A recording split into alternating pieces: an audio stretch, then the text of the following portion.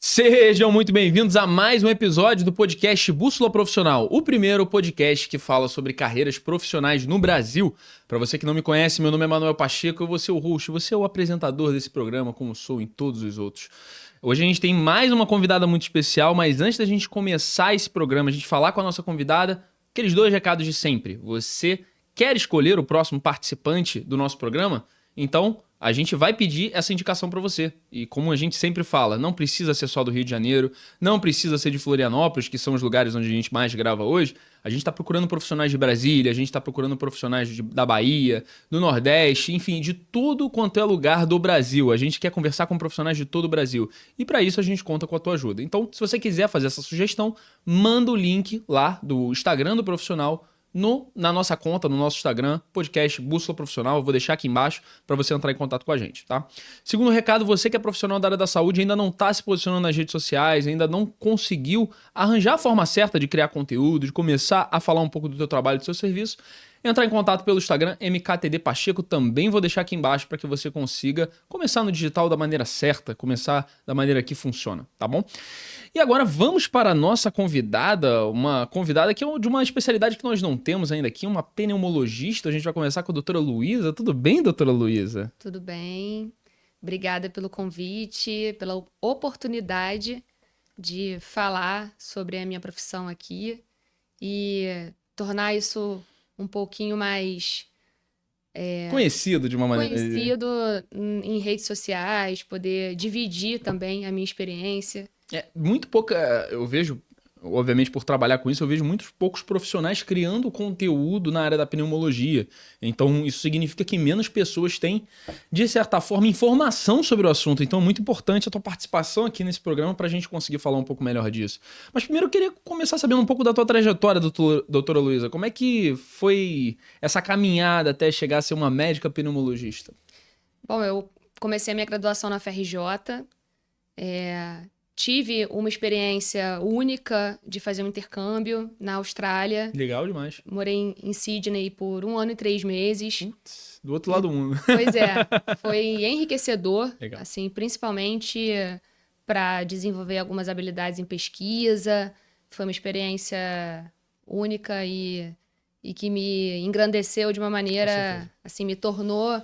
Acho que a médica que eu sou hoje passa por isso também, assim, pela graduação. Cada tijolinho que eu fui coletando, né, para construir o que eu estou construindo foi extremamente válido. Então, comecei na FRJ, lá fiquei na residência de clínica e entre a residência de clínica e de pneumologia, fiquei 1 ano trabalhando em alguns outros hospitais, teve a pandemia e voltei para a FRJ para fazer a residência de pneumologia. Então, a FRJ foi minha casa, praticamente, e agora ainda sigo me especializando, faço pós-graduação em medicina do sono. Legal demais. Vamos lá. Vamos lá. De maneira geral, a pneumologia não é uma área muito comum. Então, o que fez você escolher a pneumologia? Como você disse, veio logo depois, na hora que você estava decidindo, veio o Covid. Teve alguma coisa a ver? Olha, teve a ver, não foi o único fator. Eu sempre tive uma tendência à área clínica, tá? A gente consegue perceber um pouco as nossas tendências já na graduação. E o hospital onde eu me formei tinha área clínica muito forte. E, por acaso, os meus tutores ao longo da vida foram pneumologistas, né? As pessoas que te inspiram geralmente são as pessoas nas quais você se baseia nas suas escolhas. Então, uma área na medicina pode se tornar extremamente interessante se você conhecer alguém que goste de ensinar, que seja realizado com isso e que te inspire para o seu futuro. Então, eu tive a sorte de ter isso, tanto no FRJ quanto no meu estágio na Clínica São Vicente da Gávea. Muitos contatos com pneumologistas ao longo da vida. Mas acho que o que mais me fascinou, e até hoje é uma força motriz assim, do meu trabalho, é que você ajudar uma pessoa a respirar melhor é uma coisa extremamente satisfatória, sabe? Existem 2 sintomas que eu acho que ninguém consegue viver com. Um deles é dor crônica. Sim. E o outro é falta de ar. São 2 sintomas que tiram a qualidade da vida da pessoa. E você pode devolver a luz da vida de alguém resolvendo essas 2 coisas. Então, ajudar as pessoas a respirarem melhor, tratar os sintomas que dificultam a respiração é de fato o que eu nasci para fazer. E não necessariamente a gente tem sucesso, né, nesse sonho que a gente traça. Sim. Mas a minha escolha foi confirmada quando eu realmente trabalhei no hospital de campanha da Covid. Não deve ter sido fácil, né? Pois é. Foi a experiência mais desafiadora que eu tive na vida. A experiência profissional, né, mais desafiadora. E a gente passava um plantão de 12 horas que pareciam 36.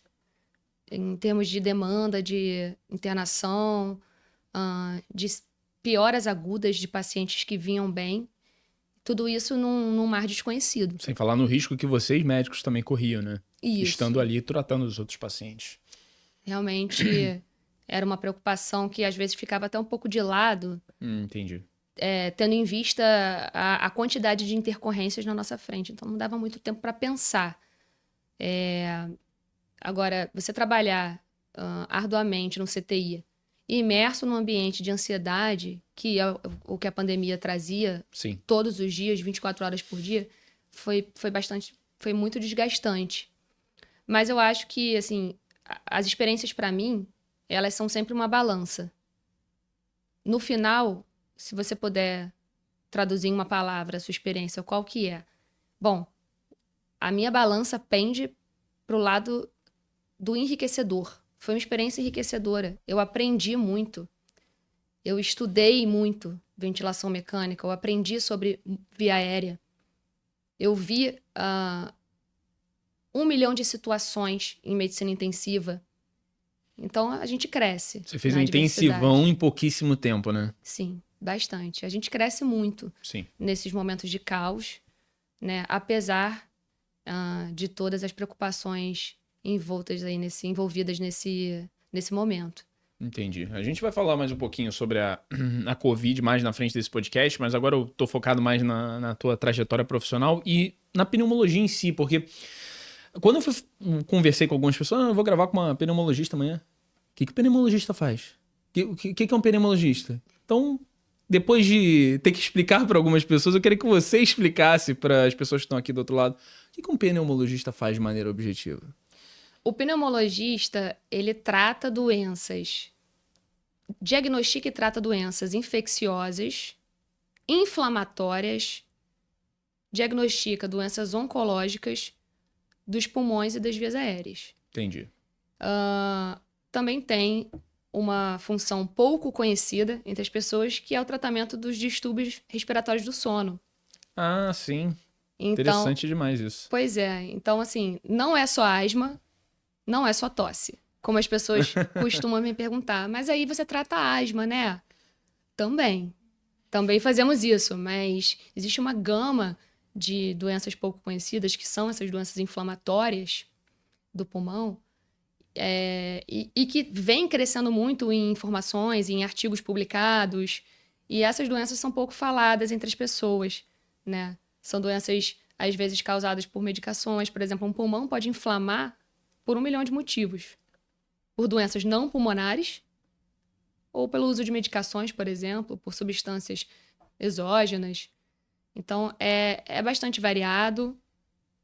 Um pneumologista também realiza exames, por exemplo, prova de função respiratória. O pneumologista pode fazer broncoscopia, que é uma parte mais intervencionista da pneumologia. Então, tem um lugar para todo mundo na pneumo. Nem todo pneumologista se especializa na mesma coisa, né? Sim, Se subespecializa na mesma coisa, tá? Entendi. Eu lembro de perguntar para as pessoas, eu vou falar com uma pneumologista. Ela que trata a pneumonia, né? Ela que trata a pneumonia, todo, sempre relacionada à pneumonia, mas somente é isso. Eu falei, não, ela trata isso, mas de outras diversas coisas, como você disse, todas essas questões aí, que é um campo bem amplo na área da pneumologia. Eu achei muito legal isso que você falou, que é a questão dessas referências profissionais que você teve na escolha da carreira. E aqui a gente tem uma tese muito, muito importante que ela vem se concretizando ao longo dos episódios, que essa tese é de que a maioria dos profissionais escolhem as carreiras por conta de referências profissionais que eles tiveram ao longo do caminho. E pelo que você falou, foi o teu caso. Você escolheu a tua carreira, a área da pneumologia, por conta de alguns profissionais. Então, como é uma pergunta comum que a gente faz para a maioria dos profissionais, eu queria saber quem foi a tua referência profissional, doutora Luísa? Tive algumas figuras ao longo da minha trajetória que eu parava assim no corredor do hospital para falar sobre a profissão de pneumologia, quando eu ainda estava traçando meu caminho, né, fazendo a minha escolha da residência. Então, na UFRJ, na residência de clínica, parei o staff da pneumologia, o Dr. Luiz Paulo Loivos, tá? Ele vai assistir aqui, ele vai lembrar disso. E eu fui andando do lado dele, assim, para onde ele estava indo, perguntando se ele era feliz na pneumologia. Eu estava em crise com a escolha da especialidade após a clínica. O jovem médico tem muitos momentos de crise. O jovem médico precisa fazer muitas escolhas. Eu acho que todos nós sempre precisamos, Difícil, mas né? a pressão que é depositada, né, como se aquela fosse a última chance de escolher alguma carreira de sucesso, é muito grande, tá? E no fim a gente vê que não é isso. A gente pode sempre transitar entre as nossas escolhas, né? Está permitido, numa trajetória acadêmica, você fazer curvas, dar voltas e nem sempre seguir em linha reta. Então, o Luiz Paulo foi uma referência para mim, porque eu via que é possível, dentro de uma subespecialidade clínica, você manter a leveza, você manter a excelência e a leveza como pessoa. É uma pessoa muito bem humorada, uma pessoa que está sempre sorrindo e que ensina, tem uma didática muito boa. No meu estágio, na Clínica São Vicente da Gávea, eu convivi com Arthur Viana e Paula Werneck.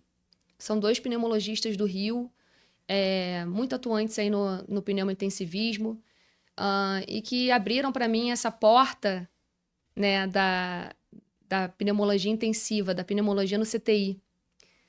E com os quais eu também tirava várias dúvidas, aquilo tudo era novo para mim. O mundo da ventilação mecânica é muito difícil, complicado, está sempre evoluindo.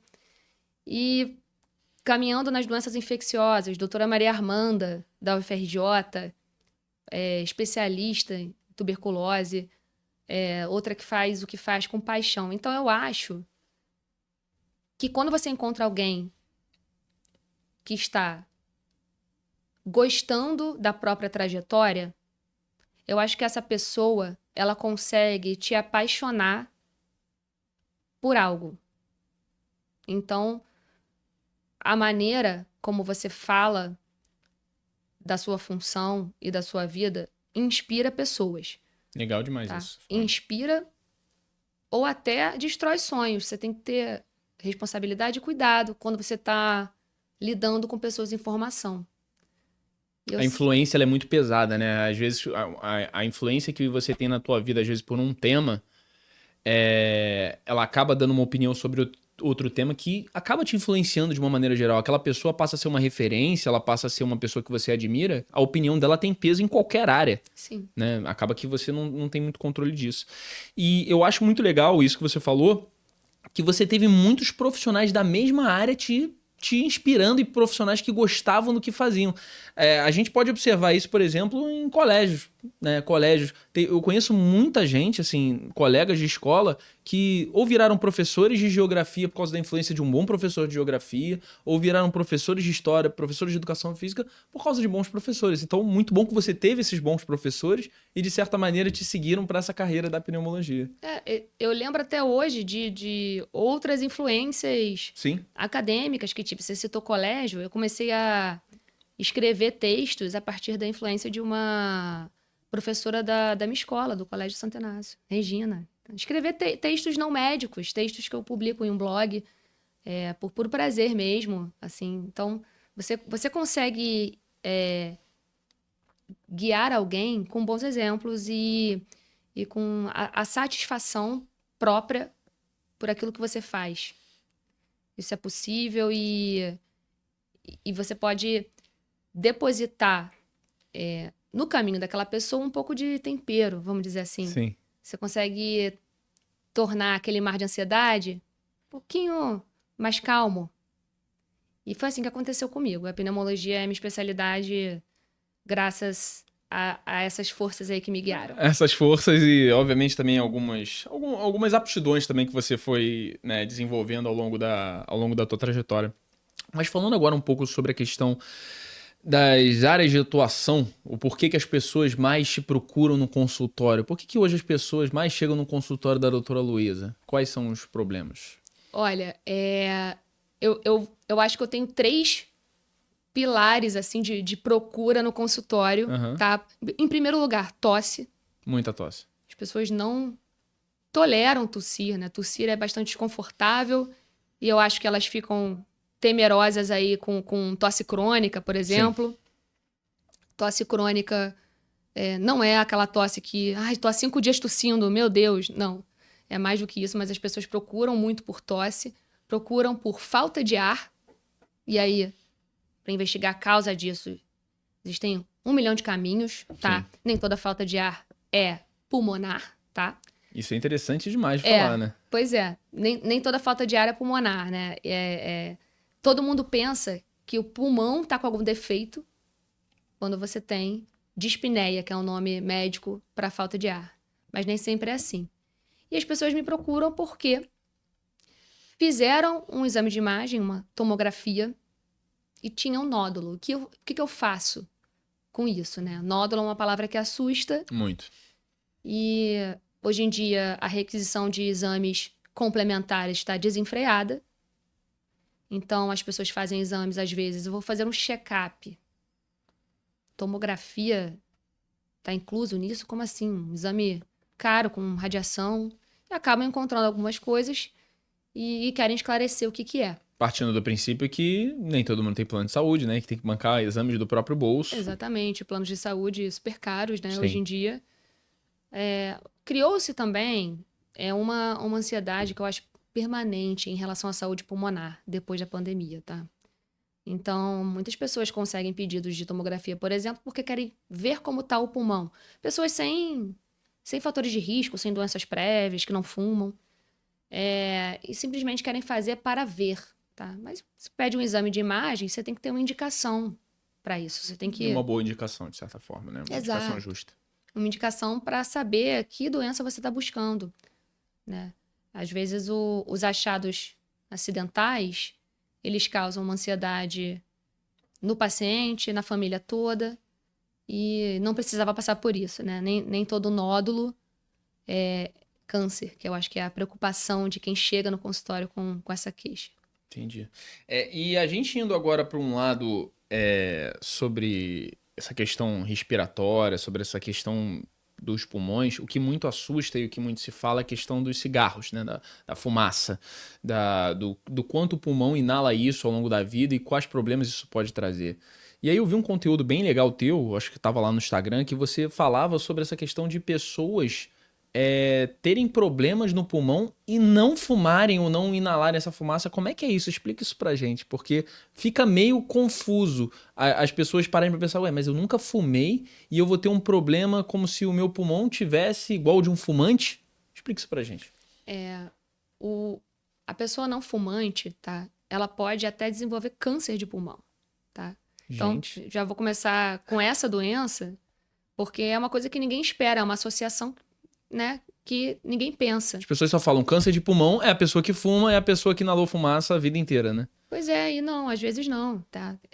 Uma pessoa pode ter um adenocarcinoma, por exemplo, que é um tipo de câncer de pulmão e nunca ter fumado. É claro que o uso do cigarro é o principal fator de risco para o câncer de pulmão. Com certeza. Mas o câncer de pulmão não é exclusivo de quem já fumou na vida ou de quem fuma. Tá? Ele aumenta muito as probabilidades. Aumenta muito a probabilidade. E, como eu disse no início, existe uma gama de doenças pulmonares que não tem relação alguma com cigarro.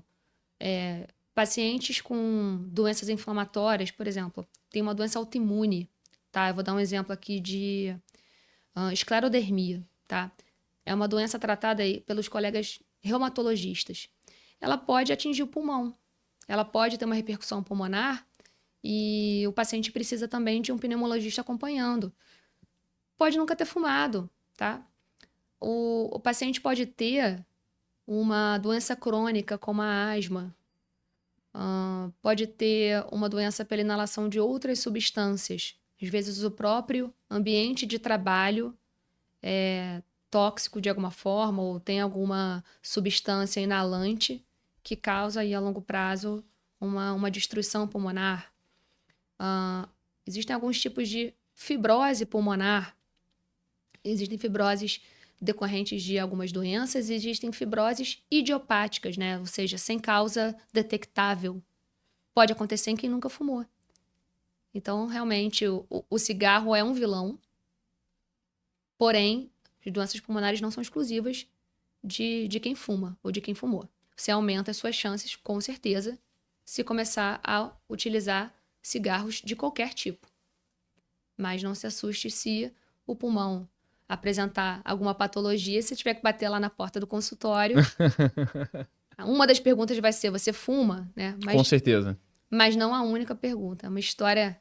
A entrevista médica do pneumologista é muito extensa. Eu tenho Vou dar um exemplo até de um paciente meu que... Olha que curioso. Ele estava apresentando uma tosse já crônica, tá? Aí por 2 meses. Caramba. E vinha piorando os sintomas de falta de ar, era uma tosse seca, paciente com bons hábitos de vida, tá? Atividade física, e que nunca tinha utilizado nenhum tipo de cigarro, nenhum tipo de inalante, de fumígeno, né? E aí, primeira coisa que você pergunta é se a pessoa é fumante passiva, porque ela não vai te falar se você não perguntar, e não era, tá? Mas ele tinha uma criação de pássaros em casa, tá? Era um paciente que trabalhava com viveiro de pássaro. E existem doenças pulmonares causadas por uma proteína presente em penas de pássaros, tá? Você jura? Exatamente. Inclusive, um item da minha entrevista ao paciente, né, no momento da consulta, eu pergunto se o paciente utiliza travesseiro de pena de ganso.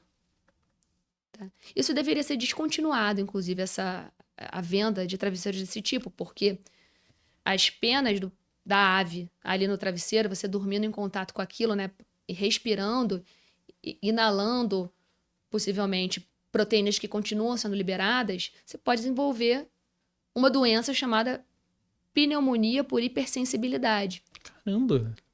A gente, lá em casa, por muito tempo, usamos penas de... Travesseiro de pena de ganso. Pois é, e aí eu identifiquei esse fator estressor, né? A gente não tem como tratar sem o paciente se afastar do fator de risco. Ainda mais ele que tinha essa afetividade, provavelmente, com a criação dos pássaros, né? Pois é. E o pulmão que já estava entrando no estágio de fibrose. Então, você tem a etapa aguda dessa doença e a etapa fibrosante, que chama, né? E sim, o pulmão fica parecido com o de quem fumou por muitos anos, né? Uma destruição do parênquima pulmonar. Depois de ter explicado toda a doença para ele, os pormenores, eu gosto de desenhar. Eu acho que o paciente tem que entender o que está acontecendo para que ele seja aderente aos tratamentos, tá? Você precisa convencer ele de que aquilo é melhor, que é a melhor solução. Exatamente. Obviamente. Não, é uma decisão compartilhada sempre e não tem que existir uma linguagem não acessível ou eu sou detentora das informações e você só tem que fazer o que eu falo. Nada disso. Ele tirou as dúvidas, mas a primeira pergunta foi, mas eu nunca fumei. Eu tenho isso mesmo? Cigarro sempre... Cigarro, apesar de ser uma luta constante da gente no consultório, né? É sempre visto como um vilão. O cigarro, ele não é o único causador de doenças pulmonares, mas é um grande causador. Muito legal você falar isso, e é importante também a gente levantar um questionamento, porque eu tenho visto muito em pesquisas, tenho visto muito em notícias que aparecem na Globo.com, nos outros sites, sobre a questão do ar de São Paulo, por exemplo, ele tá ficando muito mais denso e tá, por conta da poluição, ele tá sendo danoso para as pessoas, para os habitantes de maneira geral. E eu queria saber o impacto disso na vida da pessoa comum, a pessoa que não fuma, a pessoa que, né, de certa forma tem hábitos saudáveis. Como é que é viver num lugar onde o ambiente, onde o ar que você respira, isso de certa forma pode estar fazendo mal para você? Sem dúvida, isso tem um impacto, tá? A gente vê, literalmente vê, durante exames de broncoscopia, alguns pontos escurecidos em pulmões de quem nunca fuma, tá? Caramba.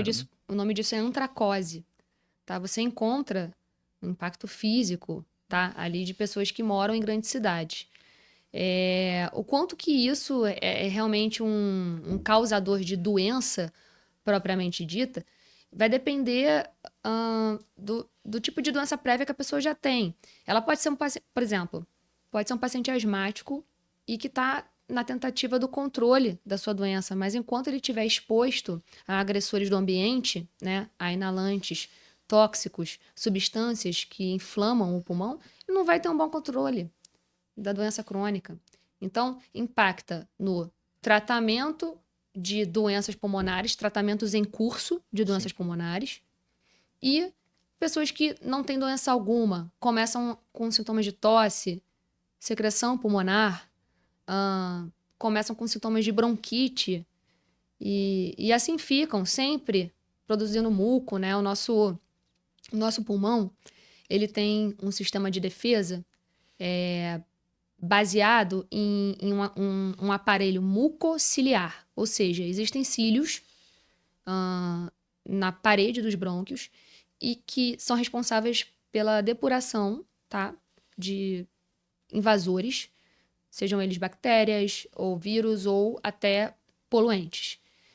E existe a produção de muco para que substâncias exógenas fiquem ali grudadas, né, não invadam o organismo e possam ser eliminadas através da tosse. Prende para serem eliminadas, de maneira geral. Exatamente. Um pulmão hiperestimulado por poluição, por fuligem, por poeira, todos os tipos de poeira, seja de obra, seja da combustão de qualquer material, vai sempre produzir muco. Um pulmão que vai estar sempre trabalhando. E outra, inflamação não é só um evento danoso para aquele momento em que acontece. Inflamação pode gerar sequelas. Inflamação exige cicatrização em seguida.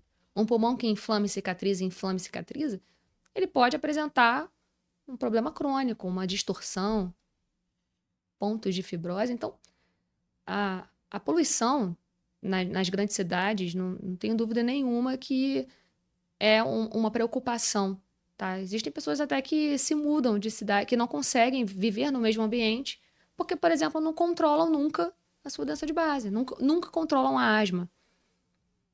Não conseguem viver em locais poluídos por isso. Então E é a um pessoa problema. também se muda, às vezes, para o campo, para perto da floresta, para algum lugar onde tem um ar mais limpo, a pessoa se sente mais tranquila, mais calma, sente que a pessoa fala ar puro, né? Esse ar puro talvez venha daí, né, de maneira geral. E lembrando que ar puro, e lembrando que uma pessoa mais calma, mais tranquila, também respira melhor, tá? Ah, tem isso também? Falta de ar é multifatorial. A falta de ar não necessariamente envolve uma doença pulmonar ou uma inflamação pulmonar ou algum diagnóstico do pulmão, tá? Pode ser psicogênica, tá? Existe aí uma epidemia de transtornos de ansiedade. Um dos principais sintomas é eu não consigo respirar, eu respiro mal, eu estou com falta de ar. Geralmente, quando eu deito, quando eu tenho muito estresse, eu fico com falta de ar.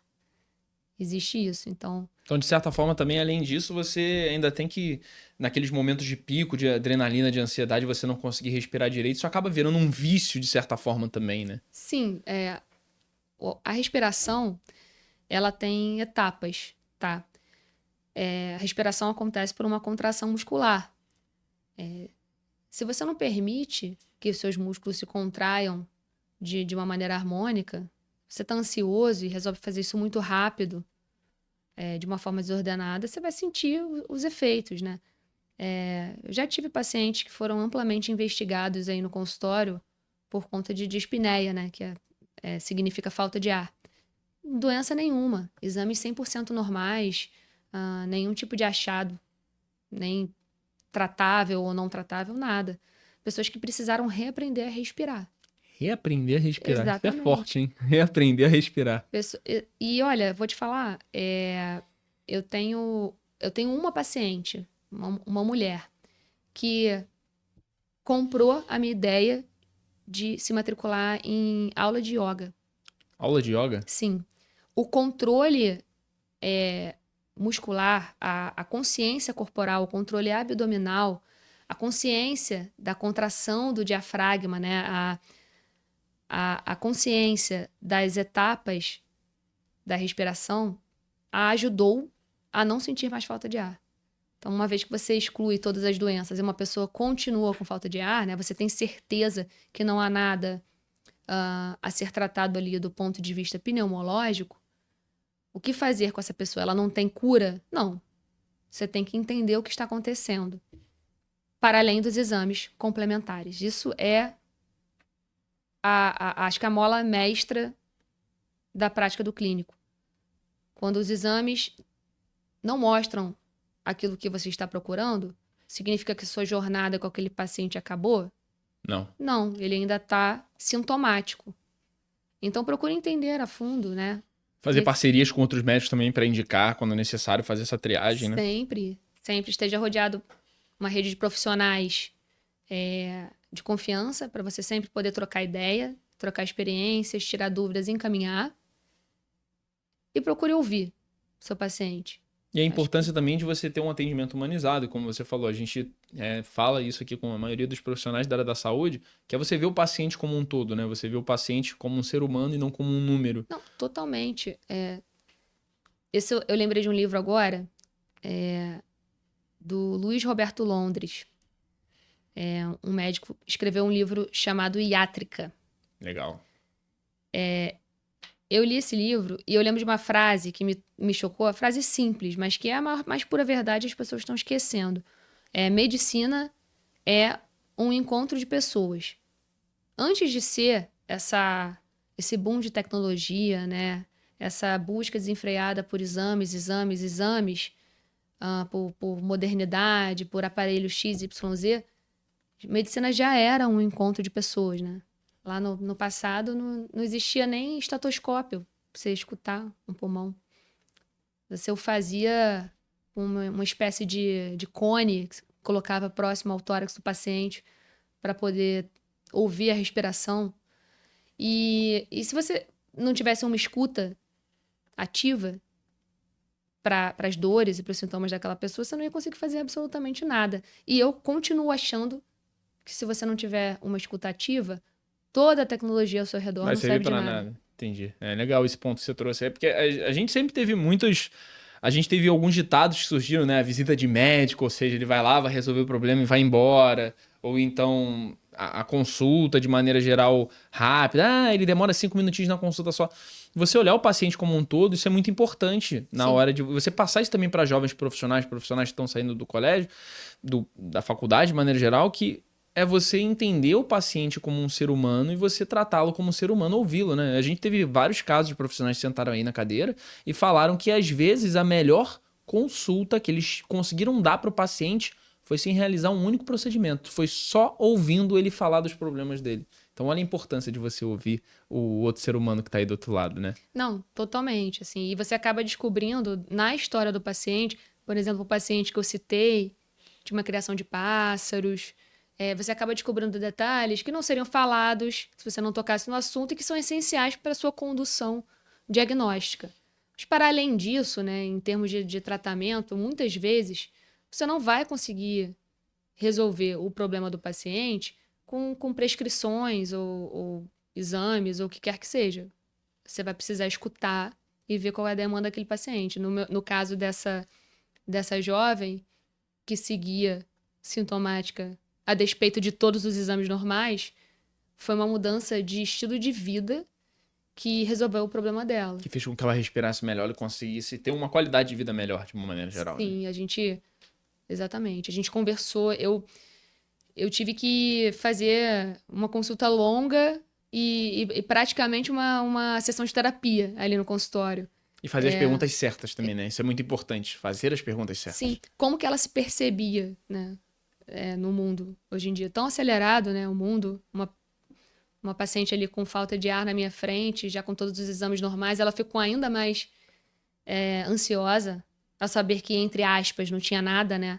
Ela, mas e agora? O que eu faço? Eu tenho falta de ar, eu preciso respirar melhor, Aí eu perguntei, como é que você percebe, assim, a sua saúde mental hoje em dia? E a gente não percebe o nosso ritmo. A gente acha que tá tudo bem.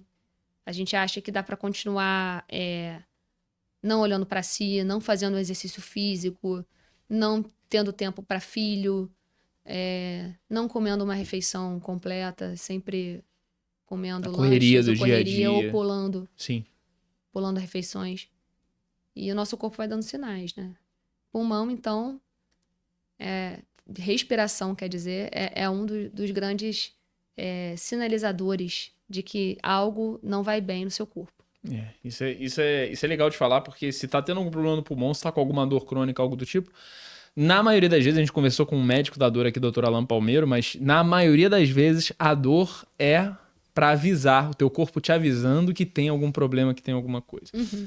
Indo agora para um lado objetivo da questão de doenças pulmonares relacionadas ao cigarro, é interessante a gente perguntar, obviamente você já falou um pouco sobre isso de uma maneira geral, mas eu queria de forma objetiva que você falasse sobre quais são os riscos que as pessoas que fumam cigarro, elas têm na saúde delas ao longo da vida.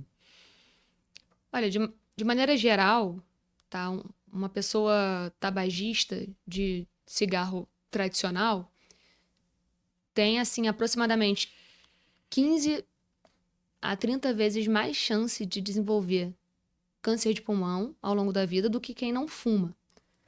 Mas é importante lembrar que esse risco, ele aumenta conforme aumenta também a carga tabágica, tá? Carga tabágica é uma medida usada em pneumologia, que significa a quantidade de cigarros consumidos em um dia vezes a quantidade de anos que essa pessoa fuma. Então, por exemplo, eu fumo um maço por dia há 20 anos. Um maço vezes 20. Então, 20 maços ano. 20 maços ano. Essa linguagem é muito utilizada em pneumologia. Por quê? Porque o risco aumenta quanto maior é a carga tabágica do indivíduo, tá? Isso para câncer de pulmão e para outras doenças também. Por exemplo, doença pulmonar obstrutiva crônica, tá? Que é outra doença bastante comum em usuários de cigarro. DPOC é a sigla que a gente utiliza. Nem todo paciente DPOC utilizou cigarro ao longo da vida. Entretanto, como a porcentagem é mais ou menos 90%, né? Dos pacientes DPOC, 90% mais ou menos fumam ou fumaram, a gente já entende que é uma relação praticamente direta. Se eu recebo um paciente, eu faço um diagnóstico de DPOC, foi pelo cigarro. Ou suspeito, tem enfisema, suspeito de DPOC, foi pelo cigarro. Mas, quando a gente fala de risco de doenças em usuários de cigarro, tem um entrave aí em termos de pesquisa, em termos de estudos, para estimar esse risco, que é: você não consegue fazer um estudo comparativo, né? Um estudo randomizado, com um grupo de pacientes que nunca fumou e um grupo de pacientes que você vai intervir com o cigarro. Você não pode fazer um teste, uma ensaio pesquisa, clínico, falar pra pessoa começar a fumar, né? Não Exatamente. tem como fazer isso. Isso é antiético. Sim, então, com certeza. Então, assim, nós não temos ensaios clínicos e por conseguinte, não temos, assim, os estudos de melhor acurácia, tá? Com o tabagismo, mas a gente tem aí populações que foram observadas por anos a fio para concluir que, por exemplo, cigarro é o principal fator de risco para o desenvolvimento de câncer de pulmão. Tá? É um outro tipo de pesquisa de maneira geral, né? Exato, é um outro tipo de estudo, né? Mas tudo depende também dos outros hábitos do indivíduo, né? Não é só o cigarro em si, é a prática de atividade física, o paciente tem alguma outra doença pulmonar e começou a fumar, ou ele não tinha doença pulmonar nenhuma e começou a fumar, né? As doenças de base que o paciente tem, tudo isso contribui para o risco de desenvolver alguma patologia pulmonar, tá? A estimativa do risco numericamente, isso varia de paciente para paciente. De acordo com os hábitos, do histórico deles, de maneira Exato. geral, de tudo que ele realizou. Então, legal você falar isso, porque, assim, agora a gente não tem como escapar de fazer essa pergunta para você, porque é uma crescente, um aumento muito grande hoje no mercado. Você vê adolescentes, você vê adultos, você vê todo tipo de pessoa usando os famosos vapes, esses famosos cigarros eletrônicos, principalmente nessas festas, nas baladas, nas boates. A galera aumentou em muito o consumo desse cigarro eletrônico ou então do vape. E não que elas tenham abandonado o cigarro tradicional, mas aumentou de certa forma o mercado como um todo. E como é que você vê esse aumento? Por que você acha que isso aconteceu? Isso é extremamente preocupante, tá? Esse consumo dos cigarros eletrônicos está absolutamente desenfreado. E eu acho que isso aconteceu porque a chance de uma pessoa se tornar dependente da nicotina usando o cigarro eletrônico é maior do que com o uso do cigarro tradicional. O cigarro eletrônico, ele não é uma maneira para você reduzir o consumo ou até parar de utilizar o cigarro tradicional, né? Como se fosse parte do tratamento do tabagismo. Isso não existe. Isso foi como foi vendido quando surgiram os cigarros eletrônicos. Exatamente. Né? Foi vendido como uma substituição, como uma tentativa de utilizar alguma coisa menos danosa para poder parar de fumar. Tá? E nunca houve a divulgação dessa informação por alguma mídia séria e realmente científica. Porque isso não é verdade. Os cigarros eletrônicos, eles possuem um sal de nicotina, tá? É como se fosse a forma líquida da nicotina. Existem diferentes concentrações, tá, de sal de nicotina. Vou dar um exemplo, 2%. Tá? Sal de nicotina aqui com uma concentração de 2%. E eu tenho ali um cigarro eletrônico que comporta 10 ml desse sal de nicotina. Tá? Com um gosto agradável, que também tem isso, as pessoas consomem de forma desenfreada, porque o gosto é chamativo, né? Não É sente, um atrativo, né? não sente. E você leva aquilo para a noite, se você consome 10 ml, se você consome um inteiro em uma noite, porque tem alguns que são descartáveis, tá? Você consome em uma noite. Vamos dizer que 1 ml do sal de nicotina teria 20 miligramas, tá? Desculpa, eu falei 1 ml do dispositivo, 1 ml do juice que utilizam ali, tem 20 miligramas do sal de nicotina, tá? Então, tem no total 200 miligramas do sal de nicotina naquele dispositivo inteiro. E isso equivale à quantidade de nicotina presente em 10 maços de cigarro. 10 maços? Exato, maços. Um maço tem 20 cigarros. Então, você pode, em uma noite... Ingerir 200 cigarros, de certa forma. Ingerir, exatamente. 200 cigarros. Você pode inalar 200 cigarros. Eu acho que inalar fica melhor do que exatamente. Sem sentir, né? Você pode ter uma intoxicação. E outra coisa também, né? Isso a gente tá contando que, de certa forma, esses pendrives, esses cigarros eletrônicos, esses vapes, eles sejam vendidos da forma correta. A gente vê, por exemplo, na porta de baladas ou na porta de boates, pessoas ali, vendedores ambulantes, que estão vendendo aquilo como pendrive, mas você não sabe qual é a concentração daquilo, você não tem um controle do nível de nicotina que ali tem, do nível... Você não sabe, às vezes pode ter só uma mistura química qualquer ali, toma aí e fuma. Exatamente, como qualquer produto ilícito, né? A procedência daquilo, você está confiando que você está consumindo o que está escrito na embalagem, mas nem isso a gente tem certeza. E lembrando que, ainda que tenha exatamente o que está escrito na embalagem, né? Ou seja, vamos dizer 10 ml, então um total de 200 miligramas do sal de nicotina. Ok, uma concentração absurda, uma quantidade absurda de nicotina. Ainda existem produtos não conhecidos, tá? Liberados pela reação química que acontece nesses dispositivos. Uma reação química para vaporizar aquele óleo, né? Então, vaporizando aquilo, libera níquel, outros metais pesados. Que tipo de efeito isso causa no pulmão? A gente não sabe ainda, tá? Tá cedo para saber. O que a gente sabe é que tem toda essa propensão a um rápido vício em nicotina. Teve o INCOR, o Instituto do Coração da USP, conduziu uma entrevista com 415 participantes, se eu não me engano, que eram usuários de cigarro eletrônico há 1 ano, tá? Unicamente cigarro eletrônico, tá? Pessoas que não utilizavam o cigarro tradicional antes. E coletaram amostras, foi um estudo, na verdade, que coletou amostras de sangue para a gente saber a concentração de nicotina por ml de sangue. Em mais ou menos 50 participantes, a concentração de nicotina no sangue era equivalente a quem fumava um maço por dia por 25 anos. 25 anos. Exatamente. Então, a pessoa utilizava o cigarro eletrônico por 1 ano e ela tinha aproximadamente 400 nanogramas de nicotina por ml de sangue.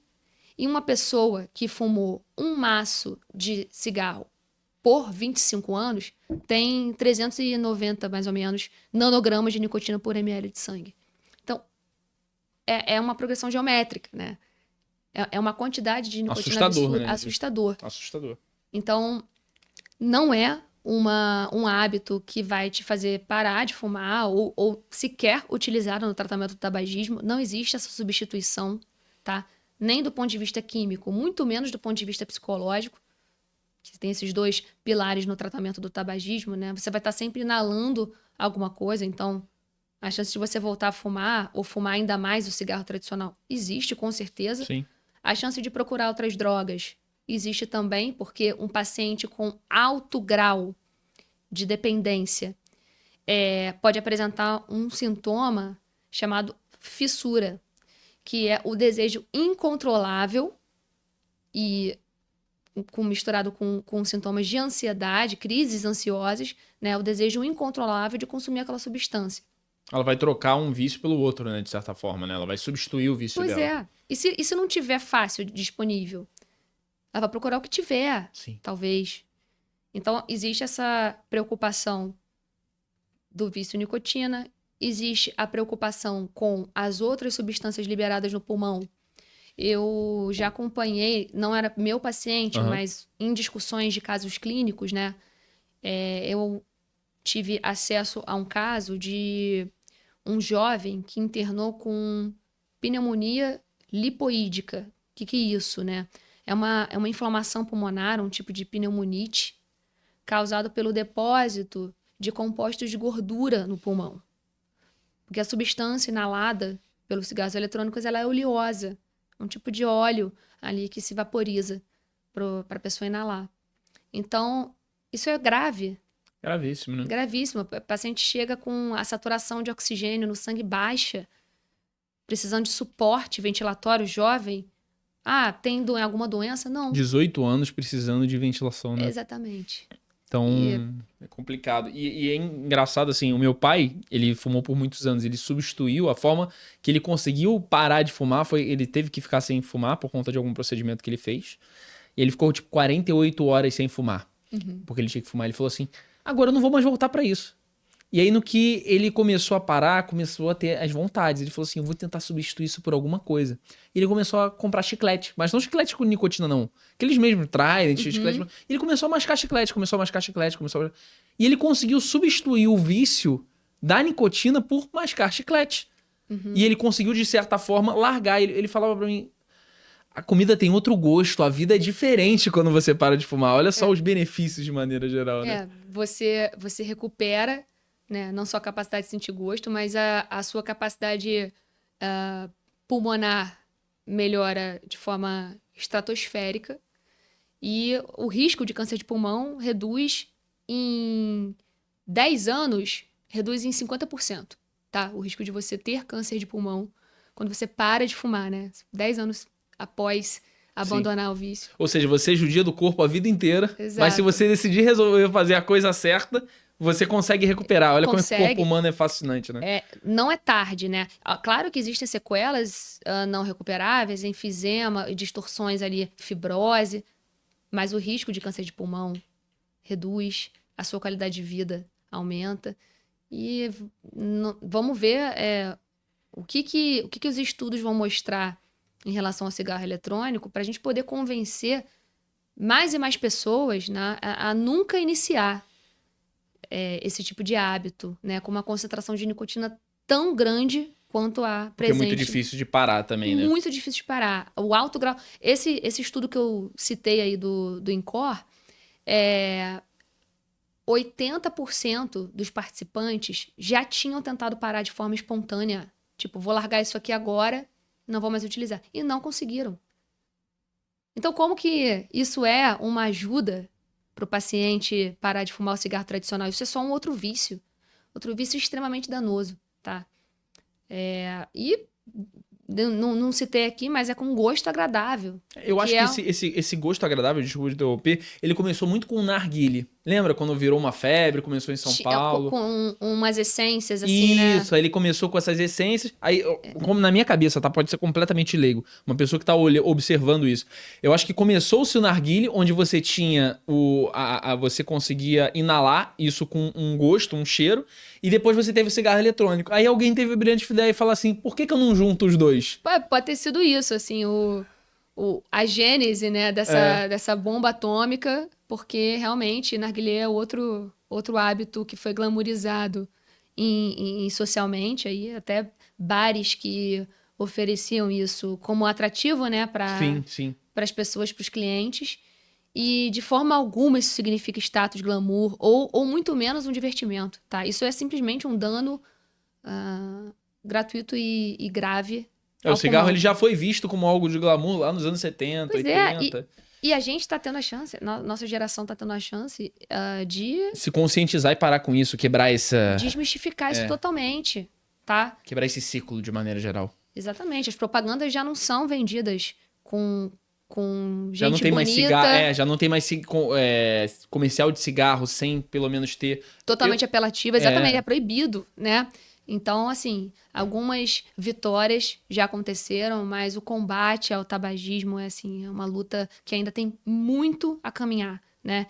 E no meio dessa caminhada vem o cigarro eletrônico para preocupar bastante a gente, mas a Sociedade Brasileira de Pneumologia é super atuante aí sempre na tentativa de nunca legalizar a comercialização de cigarro eletrônico. Com certeza, é um dano muito grande para a sociedade. Mas indo agora acho que por uma pergunta que acho que todo mundo te pergunta, né? Uma pergunta que todo mundo te pergunta foi ótimo. Por uma questão que todo mundo te pergunta, que a tua área, pneumologia, ela remete à pneumonia. É a primeira impressão, como eu dei o exemplo das pessoas que perguntaram sobre a tua área de atuação. Eu queria te perguntar o que causa a pneumonia. É isso mesmo que as nossas avós falam pra gente, que não pode pegar friagem, que isso vai causar pneumonia? Como é que é isso? Como é que é essa tal de pneumonia? Pneumonia é causada por um agente infeccioso, tá? Pode ser uma bactéria, pode ser um vírus, pode ser um fungo, pode ser uma bactéria que se comporta como um fungo, que é, no caso, o bacilo da tuberculose, por exemplo, tá? Então, aí eu já dei aí uns exemplos de causadores de pneumonia, que é, por definição, uma infecção. Pode ser um vírus, tá? Então, a friagem ou as mudanças de temperatura não têm a capacidade de causar pneumonia. Ô, vó, tá vendo, vó? Tá vendo? O que eu posso te falar em termos de sintomas respiratórios, tá? Do frio, da mudança brusca de temperatura, é que os pacientes alérgicos, alguns pacientes asmáticos, têm sintomas pulmonares ao mudar de temperatura. Entendi. Tá muito calor no Rio de Janeiro, de repente a temperatura cai, algumas pessoas podem começar a tossir, algumas pessoas podem desenvolver sintomas de coriza nasal, inflamações da via aérea. Mas não é pneumonia.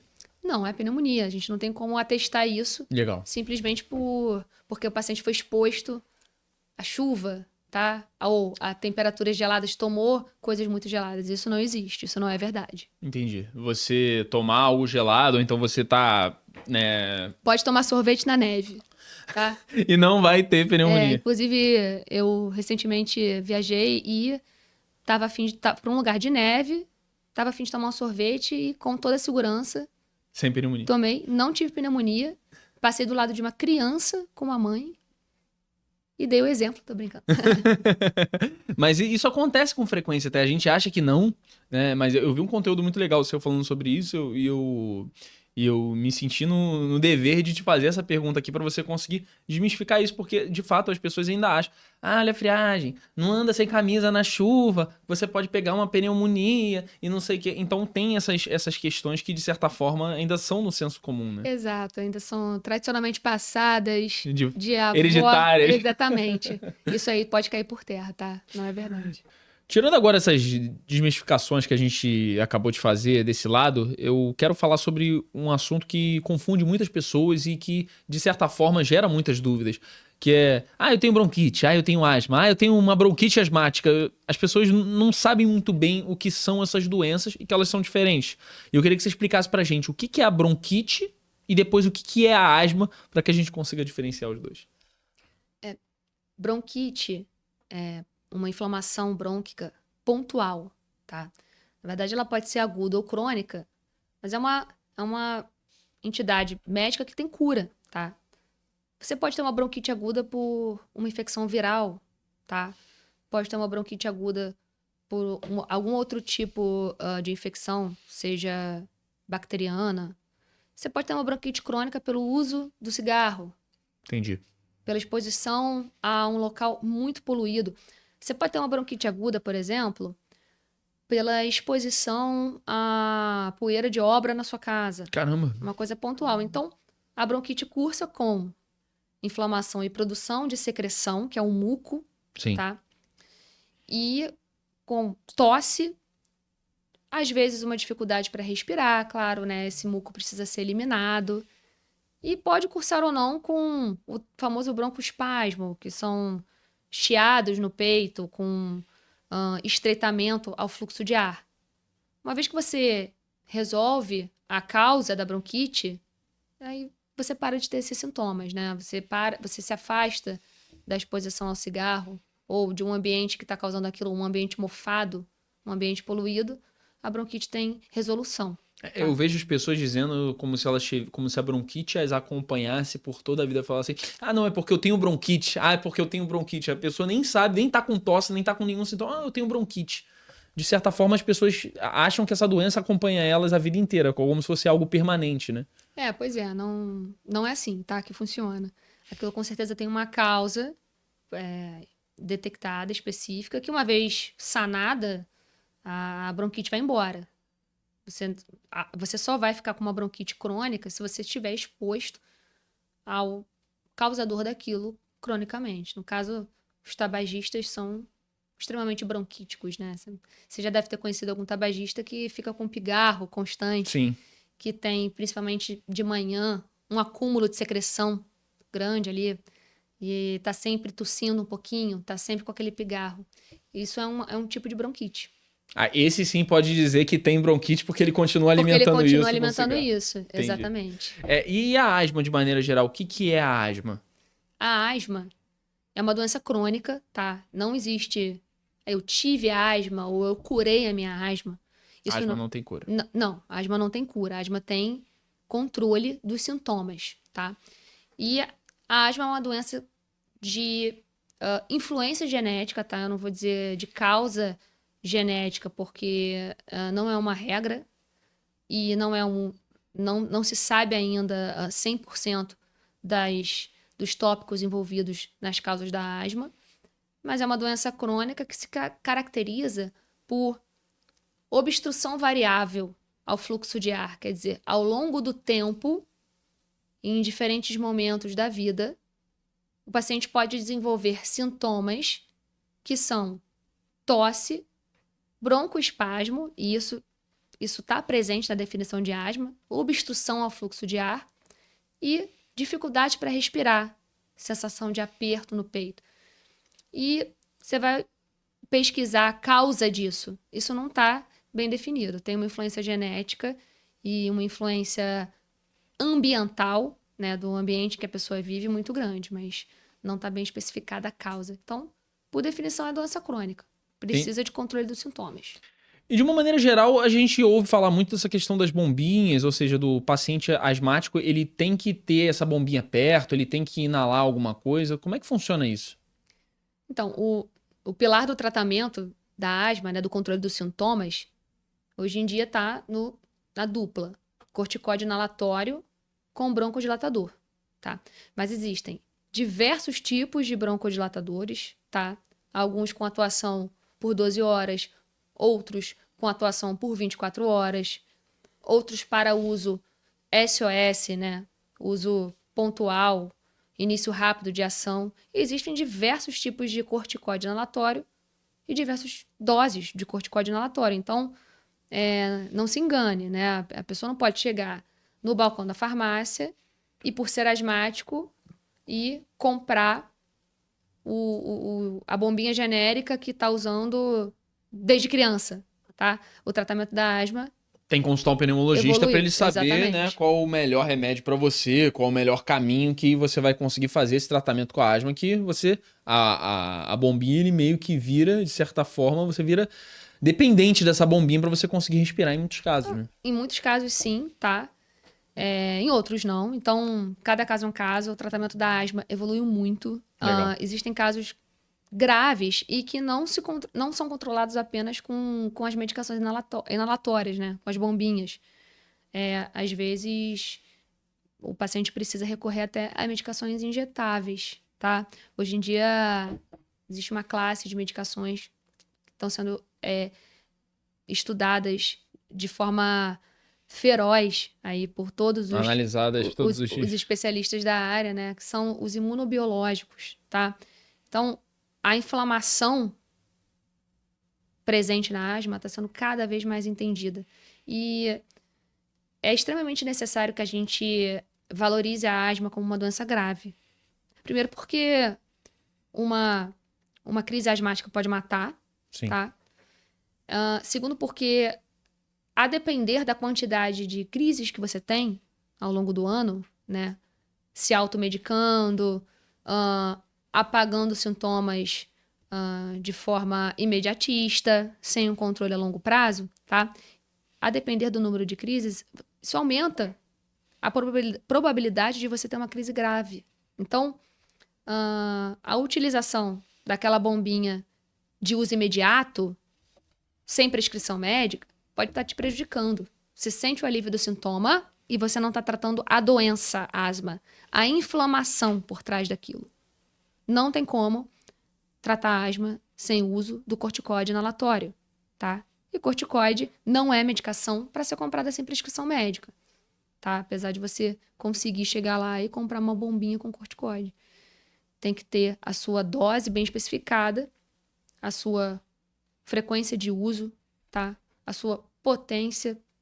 E consultar sempre um pneumologista sempre que... Com certeza. As pessoas acho que banalizaram um pouco uma doença que não deve ser banalizada. Acho que quando elas resolvem os seus sintomas por conta própria, acreditam que tá tudo bem. E não tá. Lembrando do que eu falei, a asma é uma doença crônica, tá? A qualquer momento ela pode se manifestar de uma forma grave, tá? Uma crise refratária, aquela bombinha que você tem ali no bolso. É aquilo, né? O médico, ele estuda não sei quantos anos para conseguir chegar na faculdade, ele estuda mais 6 anos na faculdade, ele faz mais trocentos anos de residência, mais trocentos anos de experiência. Você não pode subestimar o conhecimento do médico em relação a isso, porque ele estudou a vida inteira para te medicar e para te preparar, e você vai lá, que nunca estudou nada sobre medicina, não sabe nada sobre ciência, não sabe nada, você vai lá e fala, acho que esse remédio aqui é porque no fulano de tal deu certo, deixa eu comprar para mim também. Não dá para ser isso, né? Isso é um erro e um perigo, tá? À saúde. Ainda mais no contexto da asma, tá? Que é a doença que a gente está aqui comentando agora. Eu acho que o paciente que uma vez pisa no consultório do pneumologista para tratamento da asma, para orientações em relação a isso, ele vai sempre voltar. E ele tem que sempre voltar. O tratamento da asma evolui e a gente precisa atestar o controle da doença. Sim. E o paciente com asma, ele tem uma vida normal? Se assim a gente pode dizer uma vida normal? Sim, tá? Você pode ficar completamente assintomático da sua asma se você seguir as orientações médicas. E aqui eu não estou falando de apagar sintomas apenas, de dar aquele SOS para o paciente para ele seguir a vida e ficar usando aquilo diariamente o tempo todo. Quer ter uma vida normal fumando e você tem asma, não dá muito certo, né? Exatamente. Você ter uma vida normal sendo asmático e sedentário, com excesso de peso, isso tem uma relação também, tá? Sim. Existem alguns tipos de asma e uma delas, por exemplo, é a asma relacionada à obesidade, tá? Caramba. A própria inflamação presente no paciente obeso também desencadeia, também é um gatilho para desencadear crises asmáticas. Caramba. Então, a inflamação por trás do diagnóstico de asma, ela é bastante complexa, tá? Não é simplesmente tosse e chiado. Como você disse, ainda está muito no campo dos estudos, né? Algo que vocês ainda estão descobrindo cada vez mais. Cada vez mais, exatamente. E existem medicações sendo feitas para atuar especificamente em cada ponto dessa via inflamatória. Então, assim, é uma coisa maravilhosa que tem acontecido. Até um paciente com asma grave, hoje em dia, pode ter uma vida normal. Caramba. Sem ficar dependendo de emergência o tempo todo. Então, a chegada dos imunobiológicos, dessa classe de medicações que eu comentei, né? E que só pode ser conseguida com prescrição médica, mudou bastante a qualidade de vida e o controle da doença dos pacientes graves, né? Que antes não conseguiam ter paz e não saíam do pronto-socorro. Sempre fazendo inalações e entrando em crises constantes e pior, precisando de corticoide sistêmico, corticoide comprimido ou injetável. Dependendo o tempo inteiro disso e não tendo uma vida, né? Uma qualidade de vida muito boa, Exatamente. Hoje em dia isso mudou. Então, paciente que confia e que tem um pneumologista para chamar de seu e é asmático, consegue ter uma vida normal. Eu recomendo uma, doutora Luísa. Muito obrigada, muito obrigada. Vamos lá. Quero falar sobre uma coisa que as pessoas têm muito essa preocupação com as doenças ligadas mais ao pulmão, ligadas às vias aéreas, e que se tornou muito alarmante por causa da Covid-19. Ou seja, eu acho que não se tinha muito essa atenção. Tirando a asma e a bronquite, que você sempre conhece alguém que tem. Você sempre vai conhecer alguém que tem bronquite e que tem asma. Mas, tirando esses pacientes específicos, as pessoas não tinham muita preocupação com as doenças respiratórias. Eu acho que isso está voltando. Depois da Covid-19, passou a ser as pessoas entraram em estado de alerta. Sim. E eu queria te perguntar, como é que um paciente, um ser humano, de maneira geral, ele pode fazer com que... Ele pode fazer, não. Conselhos que você daria para pacientes, para seres humanos, para eles terem uma vida longe de doenças pulmonares. Nunca consumir nenhum tipo de fumígeno. Assim, não existe cigarro do bem, tá? Então, eu acho que provar alguma substância dessas, né? Vou só experimentar, é um tiro no pé, tá? Então, para além do não consumo de substâncias, eu acho que se eu pudesse dar um conselho para a saúde pulmonar, para nós aqui que, poxa, vivemos em cidade grande, que estamos expostos à poluição do dia a dia, seria a atividade física. Faça exercícios para aumento da musculatura. A nossa respiração tem total relação com o nosso peso e com a nossa quantidade de massa muscular. Então, existem alguns distúrbios respiratórios mais presentes em pacientes com excesso de peso e pacientes obesos. Que geralmente também não tem essa questão do uso dos exercícios físicos como forma de combate à própria obesidade, como forma de estilo de vida, né? Exatamente. Então, o exercício físico, paciente que gosta ou que não gosta, tem que fazer. Para respirar bem, tem que fazer, tá? Não só para a melhora da capacidade pulmonar, tá? E melhora da qualidade de vida, mas em caso de doenças, por exemplo, você pode ter uma ótima saúde pulmonar e ter uma pneumonia, tá? em caso de doenças agudas pulmonares, você tem muito mais chance de se recuperar tendo uma musculatura em bom estado. O que eu acho muito marcante no podcast, de todas as informações que você está dando aqui pra gente, é que não tem como você evitar uma doença pulmonar.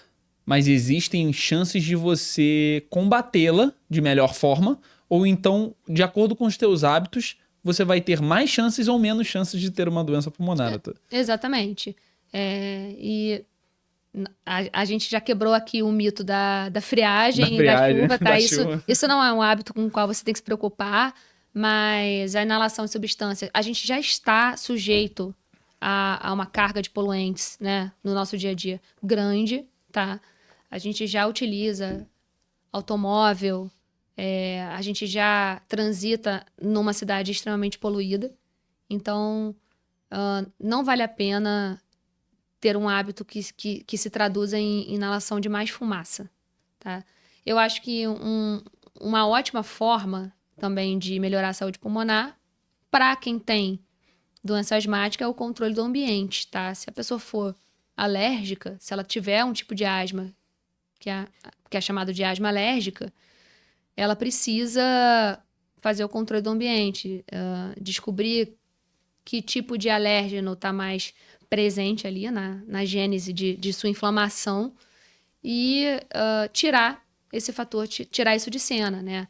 Roupa de cama, travesseiros, sempre colocar um protetor, não ter tapete, cortinas em casa, isso ajuda. Então, tem uma maneira, assim, de você reduzir as chances de sintomas pulmonares aparecerem. Agora, evitar mesmo... Não tem como. Aí... Fica difícil. Acho que nenhuma doença. De maneira geral, assim, vamos entrar nesse lado do Covid-19, que eu acho que é uma boa oportunidade da gente ter uma pneumologista aqui pra gente fazer essas perguntas. Você falou que teve no combate, você ficou na linha de frente, obviamente, nos hospitais de campanha, tratando, obviamente, por horas, como você disse, às vezes 12 horas num plantão pareciam 36 horas.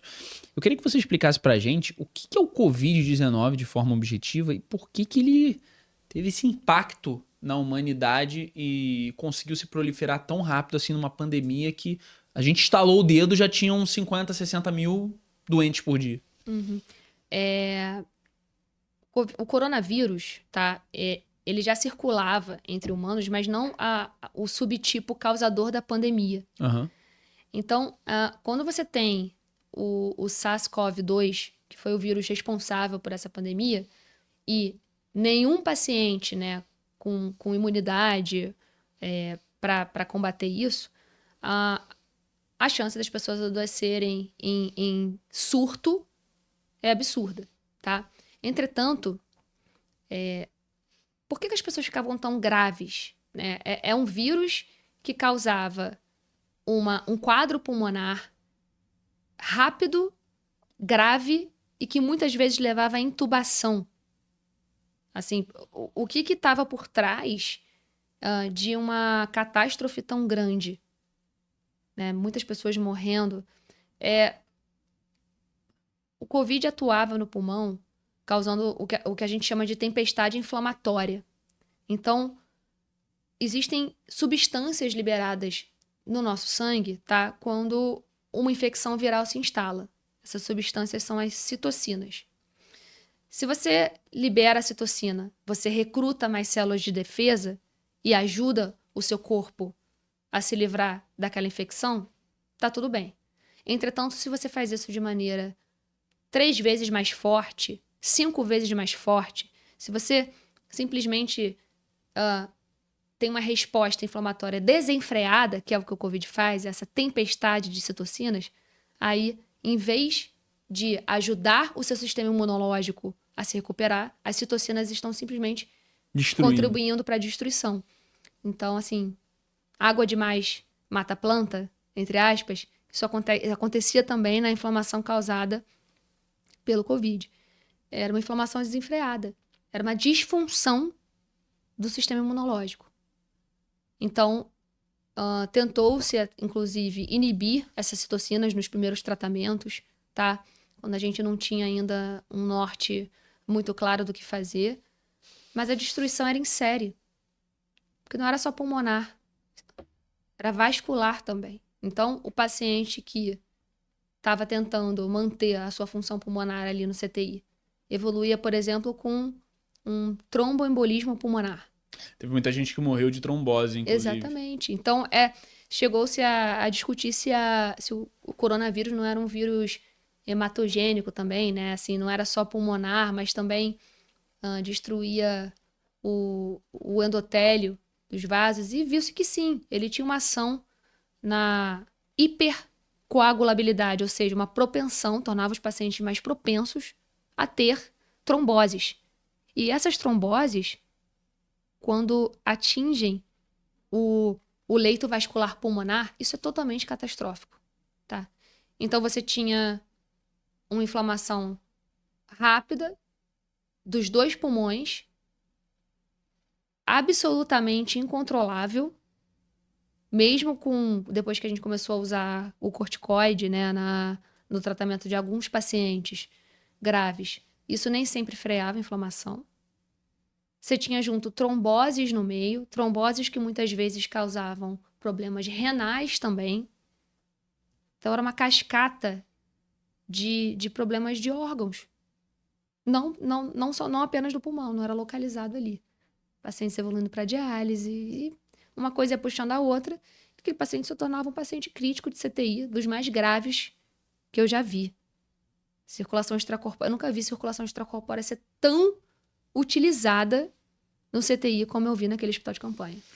E teve um amigo meu que inclusive veio nesse programa aqui, o programa 2, foi com o Fábio Rito, e ele chegou a ficar desacordado, acho que pelo ECMO, né, o aparelho, por 2 ou 3 meses, não lembro quanto tempo ele ficou no ECMO agora, posso estar falando besteira, acho que ficou 3 meses no ECMO, como se ele tivesse, né, falecido, ele nasceu de novo. E quantos pacientes você também não deve ter visto que ficaram, assim, num limbo, como se você não pudesse fazer mais nada, esperar o corpo do paciente, o paciente responder, né? Exatamente. Muitos pacientes ficaram dias e dias na circulação extracorpórea, que você citou, que é o ECMO. Isso significa que a troca gasosa, ou seja, a captura de oxigênio, vamos dizer assim, para o sangue desse paciente, estava sendo feita pela máquina. O pulmão dele estava sendo mantido apenas insuflado. A gente não podia deixar o pulmão colabar. Então, ele continua sendo ventilado por um ventilador, né? Para o pulmão ficar sempre sendo insuflado e desinsuflado, mas a troca gasosa não estava mais acontecendo por intermédio do paciente. Então, às vezes o paciente estava em ECMO e estava em diálise, ou seja, era a máquina filtrando pelo rim e a máquina respirando pelo pulmão. Ou seja, máquina em funções importantíssimas do corpo, né? Exatamente. E a gente ainda tinha a batalha a ser traçada quando o paciente conseguia se recuperar. Por quê? Altíssimas doses de corticoide e tempo prolongado na ventilação mecânica. Esse paciente não tem mais musculatura praticamente. Ele ainda tinha que reaprender os movimentos básicos do corpo. Literalmente. Eu vi um paciente que poderia ser confundido com um paciente, por exemplo, tetraplégico. Caramba. De tanta dinapenia, né, que é o nome da perda da força muscular. Então, paciente crítico, precisando fazer reabilitação. Ou seja, ele já teve uma vitória que foi vencer a doença. Agora ele tem que, né, reaprender a andar. Reaprender a ter funções motoras que para ele eram muito básicas, né? Reaprender a respirar. Reaprender a respirar. Exatamente. Né, ter força na musculatura torácica e diafragmática novamente. Então, o trabalho dos fisioterapeutas no CTI que eu trabalhei era intenso e maravilhoso. A gente comemorava em conjunto toda vez que um paciente conseguia ficar de pé pela primeira vez. Toda vez que um paciente conseguia sentar numa cadeira de roda e ir para a área ali que a gente chamava de solário, né, uma área externa para ver o mundo, né, novamente. A gente teve um caso tão emocionante de um paciente jovem, estrangeiro, se eu não me engano, ele era do Equador. Esse paciente quase faleceu, tinha 2 crianças pequenas, uma esposa que praticamente não falava português, que ficou sozinha com as crianças nesse tempo. Quando esse paciente se recuperou, a gente conseguiu, à distância, né, promover um encontro dele com a família. Né? Não podia ter contato, mas uma distância segura. A esposa com os filhos eles compareceram à Sim, sim. área externa e o paciente conseguiu sustentar o tronco, né? Sentar na cadeira de rodas para poder sair. Isso foi extremamente emocionante. Toda vitória era emocionante. Quando você tá no escuro, né? Qualquer luz é uma Qualquer luz, luz muito forte. qualquer Legal. luz se comemora. Legal, legal. Muito interessante essa história. E, assim, quanto à experiência, de uma maneira geral, você acha que... Quais foram as principais sequelas? Obviamente você já falou um pouco disso, mas de forma mais objetiva, quais foram as principais sequelas que o Covid-19 deixou na maioria dos pacientes que tiveram essa doença? De sequelas pulmonares, com certeza fibrose, tá? Porque a inflamação, uma vez cicatrizada, ela deixa o tecido pulmonar totalmente distorcido. A gente é um tecido cicatrizado, literalmente uma fibrose, uma cicatriz. E um pulmão distorcido, ele não respira bem, tá? Isso é permanente, não tem como você melhorar a fibrose. Uma sequela É uma pesada, sequela, permanente. exatamente. E tem como você melhorar aquele outro papo que a gente estava falando, a musculatura, para você conseguir vencer essa dificuldade que teu pulmão agora apresenta para sempre, tá? E outra coisa que a gente foi vendo com o passar dos anos, pós-Covid, foi a doença de pequenas vias. Espécie de asma-like, entre aspas. Um paciente começava a ter crises de broncoespasmo sem ser asmático. E aí viu-se que a Covid podia deixar essa sequela, né? Uma doença muito parecida com a asma e que de tempos em tempos dá sintomas, a gente até trata de forma parecida e que é sequela da Covid. E na tua visão como pneumologista, você acha que existem, em vista, né, outras doenças como a Covid-19 que podem assolar a humanidade nos próximos anos? Novas pandemias. Novas pandemias com doenças respiratórias, de uma maneira geral. Com certeza. E isso eu vejo que é uma ameaça ainda presente. Porque, primeiro, pela forma como a gente ocupa os espaços naturais, né? Então, cada vez mais vetores ou animais que não frequentavam, né, o mesmo espaço que os humanos acabam não tendo para onde ir. Então, a quebra da biodiversidade também faz com que patógenos que antes usavam animais como hospedeiros precisem buscar Evoluir. outros hospedeiros, exatamente. A gente está fazendo uma grande seleção natural. Então, a ocupação desenfreada do ambiente, destruição de mata, de áreas naturais, seleciona aquele tipo de ser vivo que tem capacidade de sobreviver nas novas condições. Os mutados, né? Mutação. Então, mudanças climáticas desenfreadas faz com que vetores se proliferem de uma maneira como nunca antes vista. Então, é essa ocupação do ambiente somada a uma segunda coisa, né? Ao ceticismo com a vacina. Então, o que a gente precisa para evitar uma pandemia? Duas coisas.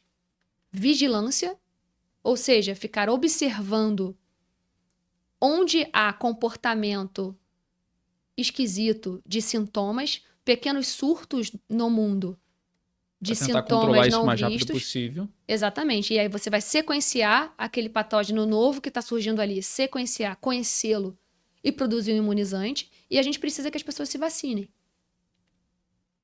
Entretanto, tem muita informação falsa sendo veiculada sobre a vacina. Sim. Né? Isso foi uma grande dificuldade na pandemia. Muitas pessoas não querendo tomar a vacina, né? Não querendo tomar vacina. E sem saber que essas próprias pessoas que não queriam tomar a vacina, elas, por não tomarem vacina, elas colocavam em risco todas as outras pessoas. Exatamente. Então, tem a progressão o gráfico de progressão de mortes por Covid. Está disponível na internet. Mudou drasticamente depois da introdução da vacina. Então, eu acho que enquanto a gente não mudar a mentalidade sobre a prevenção, né, que a vacina oferece, enquanto a gente não chegar junto com os grupos de vigilância de doenças, recebendo as novas vacinas produzidas, aí a gente realmente vai estar em risco de uma nova pandemia. Não tem como, esse ceticismo ele não tem razão de ser. E inclusive, é um ceticismo que eu não vejo acontecer em medicações que prometem emagrecimento, por exemplo. Exatamente. Ninguém vem questionar a composição e os efeitos colaterais desse tipo de remédio. Da onde vem? De onde vem? Só me dá que eu quero emagrecer. Pronto. Exatamente. Exatamente. Interessante. Agora eu lembrei de uma coisa muito engraçada que eu acabei olhando no teu perfil, que foi o fato do Rafael Portugal ter feito uma collab contigo, feito um conteúdo só pra você. E ele é teu paciente, né? Fala um pouco sobre isso. Como é que ele chegou até você? Como é que vocês se conheceram? Não, a gente se conheceu completamente ao acaso, Aham. tá? Ele foi acompanhar a consulta de outra pessoa lá no meu consultório. E um dia, assim, não muito tempo depois, tocou meu telefone, tava jantando. Era ele falando que, olha, eu tô com tosse, tô com isso, tô com aquilo. Já tava até na emergência do hospital, ele procurou ajuda médica. E ele queria entender o que tinha acontecido, o que tinha aparecido na tomografia dele, porque Aham. apareceu vidro fosco, né? Que foi outra coisa que a pandemia nos ensinou a ter muito medo. E aí, basicamente, como ele falou ali na página dele, usando o personagem dele, ele é uma figura, ele teve uma pneumonia viral, Aham. tá?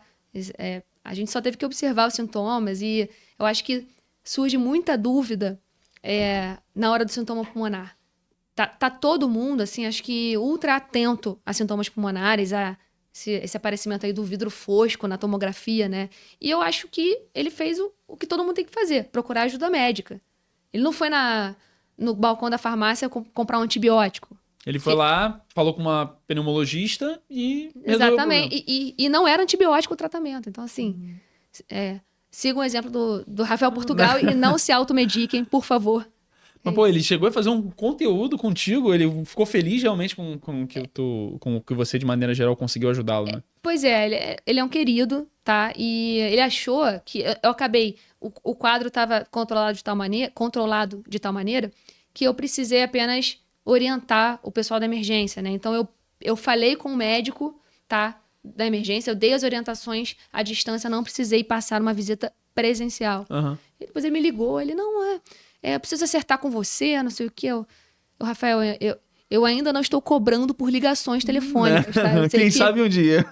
isso não foi eu não precisei me deslocar, tá tudo bem. Acho que ele ficou grato aí a essa atenção e resolveu ser uma pessoa super atenciosa comigo. Aquele conteúdo foi engraçado, ele tava ali vestido de Felipe, que é o personagem do Instagram dele. Legal, legal demais. Indo agora já para a reta final desse podcast, eu queria te fazer duas perguntas que são perguntas que a gente faz aqui para todos os profissionais que vêm. E a primeira delas é: qual conselho você daria para jovens profissionais pneumologistas que estão saindo da faculdade e querem ingressar nessa carreira?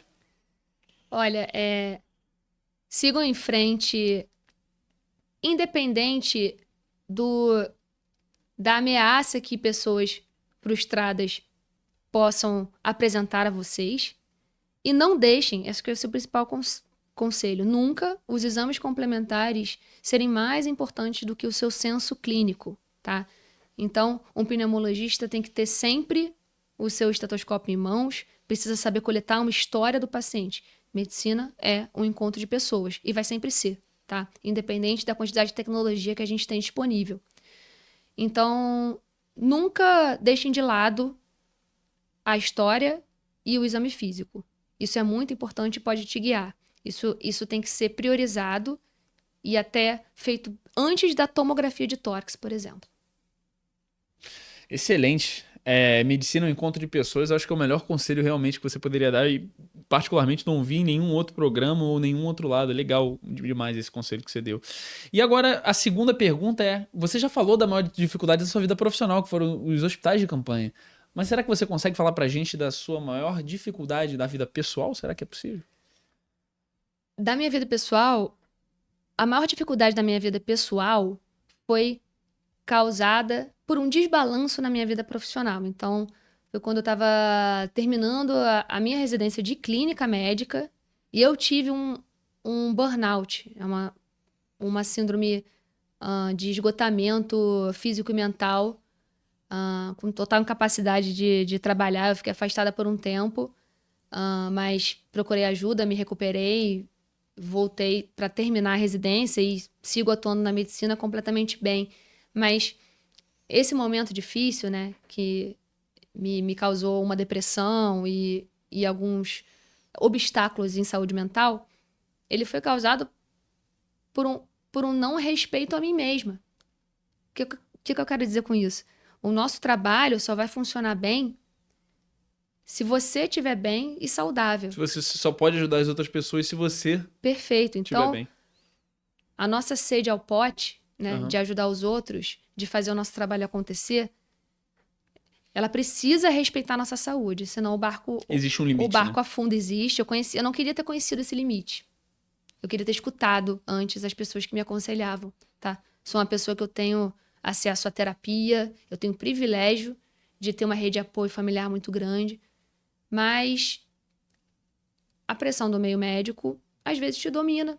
Se você tá ali construindo a sua personalidade, tá entendendo muito quem você é na medicina, Construindo sua carreira de maneira. construindo sua carreira também, e você pode se afundar ali num buraco de trabalho desenfreado e em alguma hora isso não se sustenta. Foi o que aconteceu comigo. Hoje em dia eu já aprendi um pouco como é que a minha engrenagem gira. E como você já se conhece muito melhor, né? Você já sabe qual é o seu limite. Exatamente. Como é que eu vou aconselhar atividade física, alimentação saudável para alguém e não fazer, né? Eu já vi na pele como que funciona o esquecimento De si mesmo. de si mesmo. Exatamente. Legal. Muito bom, muito boa essa resposta. Realmente, eu sempre trago essa pergunta aqui no nosso programa para a gente aprender com os erros de outros profissionais, de outras pessoas, porque de maneira geral, Bússola Profissional, você hoje é a referência profissional de futuros pneumologistas e eles aprenderem com você esse aspecto, e é um conselho que vai muito além da área da pneumologia, mas sim de qualquer área profissional, respeitar seus próprios limites. Muito legal. Eu acho que a minha pauta tá zerada, eu te agradeço muito por esse papo, doutora Luísa, Eu foi que muito agradeço. engrandecedor. Eu sempre digo, quando eu trago um profissional de uma especialidade que ela é um tanto quanto um pouco mais desconhecida, eu sempre falo o seguinte: eu antes não sabia nada, agora eu sei 0,001%, mas já dá pelo menos para conversar um pouco. E aí eu queria saber se você quer dizer suas palavras finais, se você quer dar um recado para a câmera, fala por que as pessoas que estão assistindo esse podcast, seus pacientes, devem começar a te seguir, devem começar a acompanhar teus conteúdos.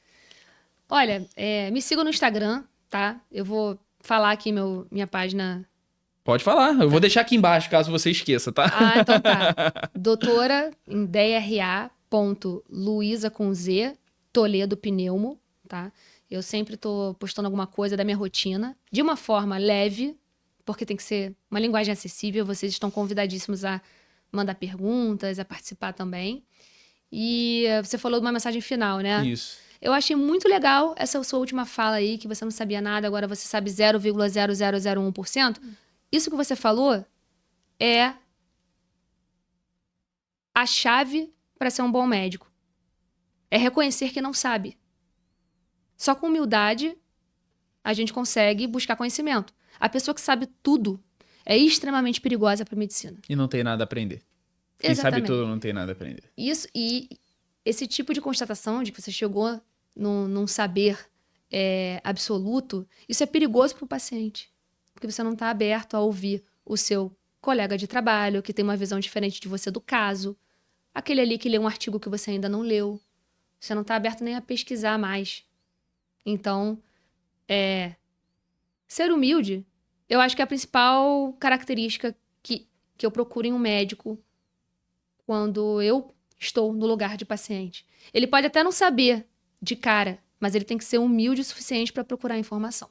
E infelizmente tem um senso social de que os médicos, alguns, né, obviamente não dá para generalizar, mas que muitos médicos têm essa questão de um pouco mais de arrogância, e isso é algo a ser desconstruído, é algo que bons médicos, e que com certeza existem, que já passaram vários aqui no nosso programa, acredito que todos os médicos que passaram aqui no nosso programa, eles têm essa questão da humildade, falaram sobre isso, sobre essa questão do atendimento humanizado. Você ter isso para que isso combata a arrogância do estereótipo do médico do século passado, se assim a gente pode dizer, né? Primeiro que eu quero aproximar o paciente de mim, e uma atitude arrogante, né, sempre vai afastar aquela pessoa que, poxa, já não tá trabalhando na minha área e tá ali querendo entender a sua própria doença. E segundo que eu nunca vou perder a oportunidade de discutir medicina com os meus colegas e de ouvir o que eles têm a dizer. Trabalho em grupo, tá rodeada de gente capaz, interessada, isso é a melhor coisa que existe, tá? Trabalhar sozinho pano para erro.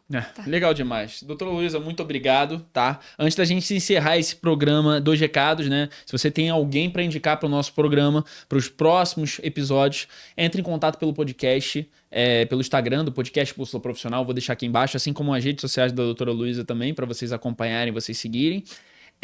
E além disso, caso você seja um profissional da área da saúde, esteja assistindo esse podcast e tenha o intuito de entrar nas redes sociais, de postar conteúdo da forma certa, da forma de conscientização, para que você consiga crescer, que você consiga evoluir dentro da tua profissão e mostrar isso para os teus pacientes, conseguir mais pessoas interessadas no teu serviço, no teu trabalho, entre em contato pelo Instagram MKTD Pacheco, vou deixar aqui embaixo também.